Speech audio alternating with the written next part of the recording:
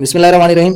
अब हम पढ़ने लगे हैं स्मार्ट का लाइफ साइकिल यानी डिजीज साइकिल ऑफ स्मार्ट, यानी गंदम को ये किस तरह नुकसान पहुंचाता है। स्मार्ट होता है ब्लैक कलर का, ठीक हो गया। मसलन ये गंदम के ऊपर सिट्टा लगा हुआ था, ये उसको डिस्टर्ब किया हुआ था, ये स्मार्ट की बीमारी लगी हुई थी, तो ये किस तरह फैलती है। तो आज हम इसका लाइफ साइकिल पढ़ने लगे हैं। अगर कोई इन्फेक्टेड प्लांट है, किसी एक शख्स की गंदम को काले रंग की बीमारी लगी हुई है, तो वहां पे उसके ऊपर स्पोर्स होंगे, क्योंकि फंजाई की वजह से बीमारी है, तो फंजाई के हमेशा स्पोर्स होते हैं, ठीक है। ये स्पोर्स, ठीक है, जिन्हें हम टीलोस्पोर्स का नाम दे रहे हैं, ठीक है। और ये कौन से टीलोस्पोर्स, क्योंकि हम स्मार्ट स्टडी कर रहे हैं। आपको पता है स्मार्ट होता है स्टेलिगो स्पीशीज से इसका ताल्लुक, ठीक है। स्मार्ट का किससे ताल्लुक होता है? स्मार्ट का स्टेलिगो स्पीशीज से। तो ये स्टेलिगो स्पीशीज के जो स्पोर्स हैं, जिन्हें हम टीलोस्पोर्स का नाम दे रहे हैं, ठीक है, ये स्पोर्स यहाँ से उड़ेंगे हवा के जरिए, इस हेल्थी प्लांट पे आ जाएंगे, ठीक हो गया। एक इन्फेक्टेड प्लांट से ये हवा के जरिए उड़े, किसी परिंदे के पाँव के पे लग के किसी हेल्थी प्लांट पे आ गए। हेल्थी प्लांट पे आए तो इन्होंने वहाँ ग्रो करना शुरू कर दिया। इनके जो हैफी थे वो इसके अंदर पेनिट्रेट होना शुरू हो गए। ये हैफी है ना फंजाई का, ये हैफी इस गंदम के दाने के अंदर पेनिट्रेट होना शुरू हो गया, और इसके अंदर जाके यानी फ्लावर के अंदर या किसी ग्रेन दाने के अंदर ये जाके वो डॉर्मेंट हो गया, खबीदा हो गया, नींद में सो गया, ठीक है। और ये उस दाने के अंदर रहेगा, कब तक रहेगा? जब तक दाना रहेगा। उस हम दाने को हम गट्टू वगैरह में पैक करके हम उसे स्टोर कर लेते हैं, और जब हम अगले साल वही दाने उगाते हैं, तो ये जब दाना उगता है तो ये जो हम नेक्स्ट सीजन में जब इसे हम उगाते हैं, तो जब ये प्लांट पौधा मजीद अपनी ग्रो करता है, तो ये हैफी भी साथ साथ ग्रो करते हैं। जब हैफी ग्रो करते हैं तो ये हैफी हमेशा पत्तों पे अटैक नहीं करेंगे। आपको पता है कि जो स्मार्ट है वो जब तक दाने नहीं निकलेंगे तब तक ये अपना असर ज़ाहिर नहीं करेंगे, ठीक है। तो ये जब गंदम अपना सिट्टा निकालेगी तो ये सिट्टे के दौरान ये अटैक करेंगे इस तरह, और ये पूरे के पूरे सिट्टे को खा जाएंगे, ठीक है। और ये गंदम को इस तरह तबाही और डिस्ट्रॉय कर देते हैं गंदम को, ठीक हो गया। अब हम पढ़ने लगे हैं। आपको हाइफी और मिसीलियम के फ़र्क पता है? अगर नहीं है तो मैं आपको ये बता देता हूँ, हाइफी और मिसीलियम, ठीक है। ये पूरे बॉडी को हम हाइफी अपना मिसीलियम बोलते हैं, कंप्लीट बॉडी को हम मिसीलियम बोलते हैं। लेकिन एक अगर टाइनी लें, ये हैफी है, ये हैफी है, ये हैफी है, यानी हाइफी मिलके मिसीलियम बनाते हैं। अब हम पढ़ने लगे हैं डिट्रोमाइकोटा, ठीक है। डिट्यूरोमाइकोटा बल्कि से बोलते हैं, ठीक है। डिट्यूरोमाइकोटा होते हैं इम्परफेक्ट फंजाई। हम इन्हें इम्परफेक्ट फंजाई क्यों बोलते हैं, ठीक है, इसकी भी एक रीज़न है। इम्परफेक्ट फंजाई इसलिए बोलते हैं क्योंकि इनके अंदर कोई मखसूस फंजाई नहीं रखे गए, बल्कि जो फंजाई दूसरे ग्रुप में नहीं रखे जा सकते थे, जो किसी ग्रुप में शिफ्ट नहीं हो सकते थे, वो तमाम के तमाम फंजाई इसमें रख दिए गए हैं, ठीक है। ये हेट्रोजीनियस ग्रुप है, ठीक है, जिसके अंदर मतलब हर किस्म के फंजाई रख दिए गए हैं जो किसी दूसरे ग्रुप में फिट नहीं आते थे, ठीक हो गया। तो ये इम्परफेक्ट है, परफेक्ट नहीं है, ठीक है। तो इसके अंदर जितने भी फंजाई हैं उनके अंदर सेक्सुअल फेस अभी तक डिस्कवर ही नहीं हुआ, सेक्सुअल फेस इस फंजाई के ग्रुप के अंदर नहीं है, ठीक है। और ये तमाम के तमाम फंजाई ज़्यादातर एस्कोमाइकोटा से रिलेट करते हैं, लेकिन इनमें से कुछ ज़ाइगोमाइकोटा और बेसिडोमाइकोटा से भी रिलेट करते हैं, ठीक है। अगर किसी फंजाई के अंदर, इस ग्रुप के किसी भी फंजाई के अंदर अगर सेक्सुअल फेस डिस्कवर हो गया, तो हम देखेंगे कि इसके अंदर जो सेक्सुअल फेस डिस्कवर हो गया है वो सेक्सुअल रिप्रोडक्शन का अमल किससे कोरिलेट करता है, किससे ज़्यादा मुशाबहत रखता है। जिस ग्रुप से ज़्यादा मुशाबहत रखेगा हम उसी में उसको तरतीब दे देंगे, उसी करेक्ट फैला में। कौन से करेक्ट फैला में? एस्कोमाइकोटा, बेसिडोमाइकोटा या ज़ाइगोमाइकोटा के अंदर जिसके साथ भी इसके सेक्सुअल रिप्रोडक्शन का अमल मैच करेगा उसी ग्रुप में हम इसे शिफ्ट कर देंगे। इसका अपना सेक्सुअल रिप्रोडक्शन का अमल अभी तक कोई डिस्कवर नहीं हुआ, ठीक है। बियोलॉजिस्ट अब आसानी से इस ग्रुप को डिवाइड कर सकते हैं डीएनए सीक्वेंस की बेस पे, ठीक है। इसकी मुख्तलिफ मिसालें अगर देखें तो पेनिसिलियम, ब्लू ग्रीन मूल्स पूरा ग्रुप है जो इसमें कलरफुल फंजाई होते हैं, ठीक है। तो ब्लू ग्रीन मूल्स जो है वो पेनिसिलियम है, ब्राउन मूल जो है वो एस्परजिलियस है, अल्टरनेरिया फाइसेरियम हेलमेंथोस्पोरम, ठीक है, अल्टरनेरिया फ्यूसेरम हेलमेंथोस्पोरम, ये मुख्तलिफ फंजाई की मिसालें हैं, ठीक है, डिट्रोमाइकोटा की मिसालें हैं। तो हम इनमें से सिर्फ पेनिसिलियम की थोड़ी सी तफसील पढ़ लेते हैं, ठीक है। पेनिसिलियम क्या है? पेनिसिलियम है सेफ्रोट्रॉफिक। हमने मुख्तलिफ फंजाई के अंदर खुराक हासिल करने के मुख्तलिफ मेथड पढ़े थे, कौन कौन से थे? सेफ्रोट्रॉफिक, पैरासाइटिक, प्रीडेटर्स, लाइकन, मैक्रोरेजी। लेकिन इधर हम ये देख रहे हैं कि पेनिसिलियम जो है ये सेफ्रोट्रॉफिक है, यानी अपनी खुराक गले सड़े मादों से हासिल करता है, ठीक है। और इसके अंदर आपको पता है पेनिसिलियम मिसाल है डिट्रोमाइकोटा की, जिसके अंदर अभी सेक्सुअल रिप्रोडक्शन का अमल डिस्कवर ही नहीं हुआ। तो पेनिसिलियम के अंदर सेक्सुअल रिप्रोडक्शन का अमल तो डिस्कवर हुआ नहीं है, तो ए सेक्सुअल रिप्रोडक्शन किस तरह करते हैं? तो ये बनाते हैं कनीडिया। कनीडिया आपको पता है इनकी कनीडिया के ऊपर, कनीडिया भी दरअसल स्पोर है लेकिन इनके ऊपर प्रोटेक्टिव कवरिंग नहीं होती, तो इन्हें हम क्योंकि प्रोटेक्टिव कवरिंग नहीं होती इसलिए हम इन्हें नैक्ड स्पोर बोलते हैं, यानी नंगे स्पोर जिनके ऊपर कवरिंग मौजूद ना हो, ठीक हो गया। तो ये जो कनीडिया है ये टिप पे लगे होते हैं, यानी चोटी पे लगे होते हैं। किसकी चोटी पे? हाइफी की चोटी पे। ये पूरा हाइफी है, हाइफी की टिप पे ये कनीडिया लगे होते हैं, ठीक है। और हर चोटी पे, हर टिप पे 4 कनीडिया होते हैं, ठीक है, हर चोटी पे 4 कनीडिया होते हैं। और ये जो इसका हाइफी है उसे हम नाम देते हैं कनीडियोफोर, ठीक है।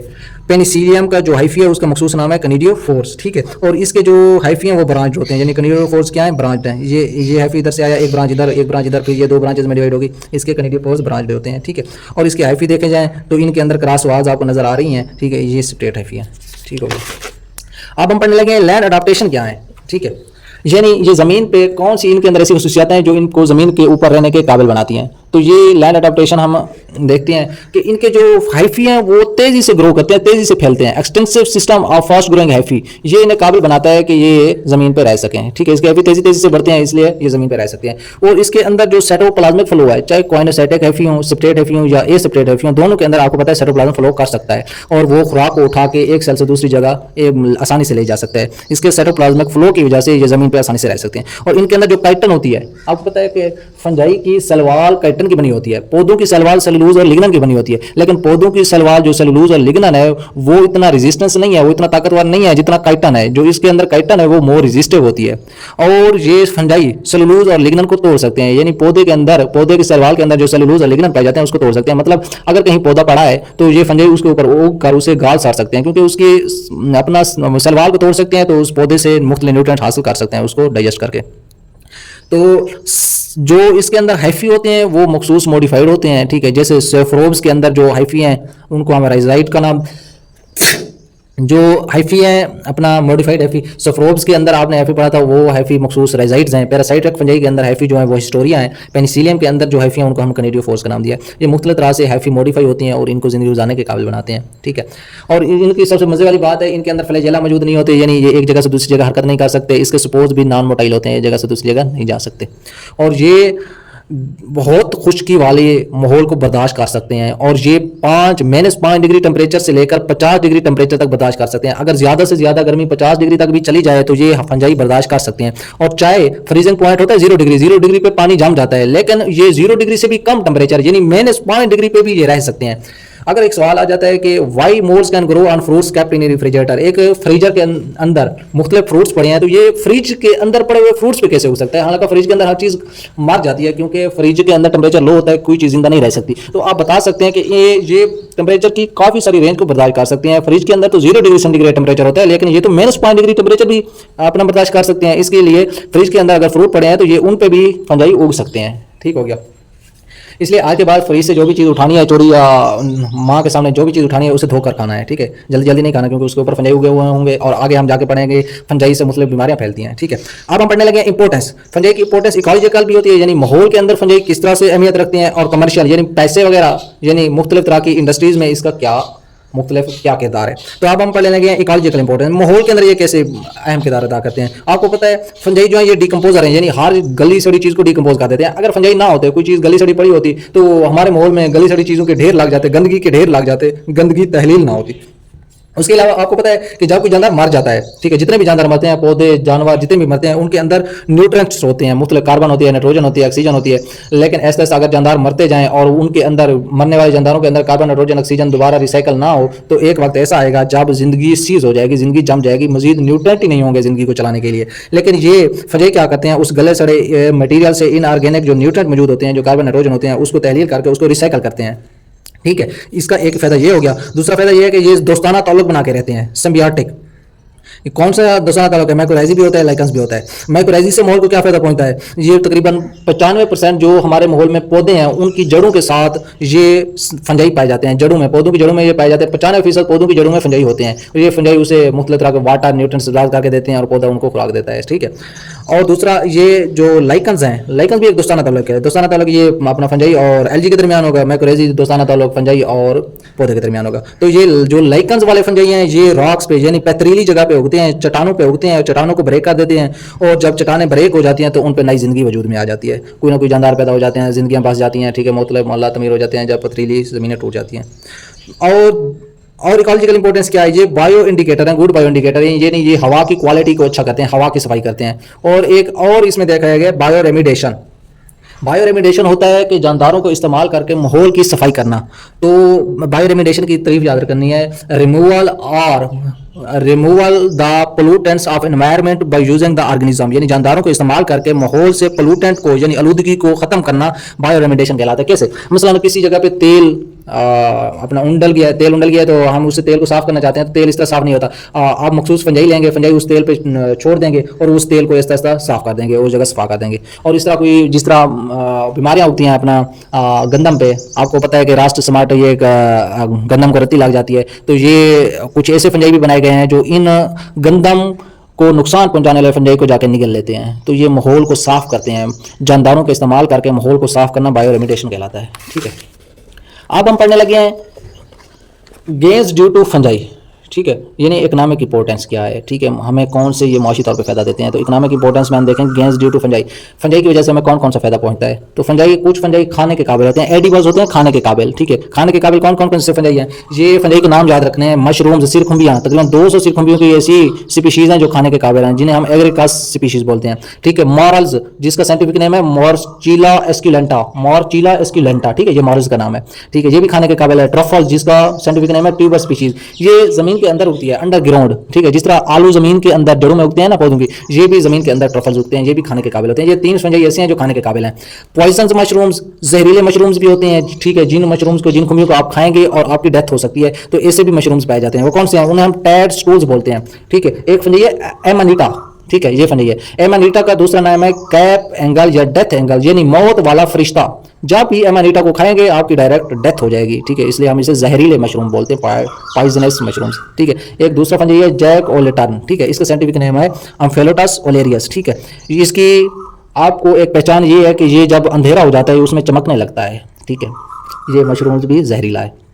कुछ फंजाई जो है वो इंडस्ट्रीज में इस्तेमाल होते हैं। कैसे, यीस्ट जो है ये डब्बा रोटी बनाने में इस्तेमाल होता है, और शराब, लीक्वर होता है, शराब बनाने में इस्तेमाल होता है। हमने अभी पढ़ा था कि जो यीस्ट है ये फर्मेंटेशन में इस्तेमाल होता है, यानी अपना ग्लूकोज को तोड़ के एथेनॉल और CO2 में कन्वर्ट करता है, फर्मेंटेशन करता है। आपको पता है एथेनॉल क्या है, एथेनॉल दरअसल शराब है। ठीक है, C2H5OH ये एक शराब है। ठीक है, तो ये लेकर में भी यानी शराब बनाने में भी इस्तेमाल होता है यीस्ट, और डब्बा रोटी बनाने में भी। पेनिसिलियम क्या है, पेनिसिलियम मुख्तलिफ तरह के फ्लेवर, एरोमा, कलर, यानी फ्लेवर होता है जायका, एरोमा होता है खुशबू, कलर होता है रंग, मुख्तलिफ तरह के जायके, खुशबू और मुख्तलिफ तरह के रंग देने में ये इस्तेमाल होता है पेनिसिलियम। और एस्परजिलियस फंजाई जो है ये सोया सॉस की चटनी बनती है सोयाबीन के पौधे से, ये उसमें इस्तेमाल होता है। और ये सिट्रिक एसिड बनाने में भी एस्परजिलियस इस्तेमाल होता है। उसके बाद है कुछ फंजाई एंटीबायोटिक्स में भी इस्तेमाल होते हैं। कैसे, मेडिसन के तौर पर भी इस्तेमाल होते हैं। सॉरी, ये मेडिसन लिखना था। कुछ फंजाई मेडिसन के तौर पर यानी दवाइयों के तौर पर भी इस्तेमाल होते हैं। जो पेनिसिलियम है ये एंटीबायोटिक है। ठीक है, जानदारों को मारती है, यानी कि अगर वायरल या बैक्टीरियल अटैक हो गया जाए जिसम पे तो हम पेनिसिलियम लेते हैं। ठीक है, लोस्टेटन क्या है, अच्छा पेनिसिलियम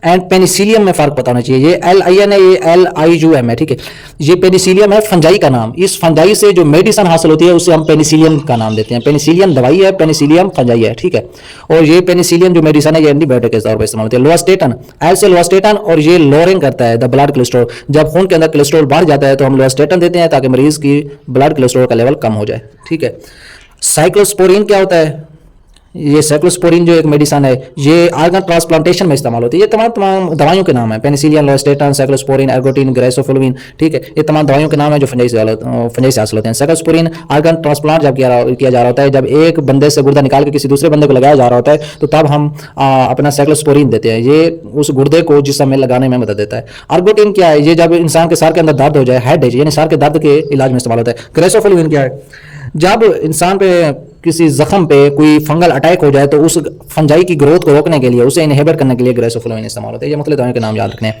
अच्छा, फंजाई उसके अलावा डाइज यानी रंग में भी इस्तेमाल होते हैं। जो फंजाई लाइकन्स हैं, ठीक है, वो कपड़े की सनत में मुख्तलिफ कपड़ों को रंग करने में इस्तेमाल होते हैं। जो कपड़ों का मुख्तलिफ का रंग है वो लाइकन्स की वजह से होता है, लाइकन्स से रंग हासिल होता है। उसके अलावा बायोलॉजिकल रिसर्च में भी फंजाई इस्तेमाल होते हैं। कैसे, दो फंजाई हैं, एक यीस्ट है, एक न्यूरोस्पोरा है। ठीक है, यीस्ट 1983 में पहली दफा एक आर्टिफिशियली क्रोमोसोम यीस्ट के अंदर बनाया गया था, और 1996 में पहली दफा यीस्ट का जीन स्टडी किया गया था। इसका जीनोमिक सीक्वेंस पहली दफा स्टडी किया गया था। ठीक है, और उसके अलावा यीस्ट हार्मोन पैदा करने में भी मदद देता है। ठीक है, अपना बायोलॉजिकल रिसर्च में न्यूरोस्पोरा भी इस्तेमाल होता है, यीस्ट भी इस्तेमाल होता है, न्यूरोस्पोरा भी। न्यूरोस्पोरा क्या है, ये पिंक ब्रेड मोल्ड है, यानी डबल रोटी पे उगता है और डबल रोटी का रंग क्या कर देता है, पिंक कलर, इसलिए हम इसे मोल्ड, पिंक ब्रेड मोल्ड बोलते हैं। ठीक है, ये मोल्ड्स का पूरा ग्रुप आपने नहीं भूलना। पिंक ब्रेड मोल्ड जो है वो न्यूरोस्पोरा है। ठीक है, उसके अलावा पीछे भी हमने 2 मोल्ड पढ़े हैं। एक अपना कौन से मोल्ड पढ़े हैं,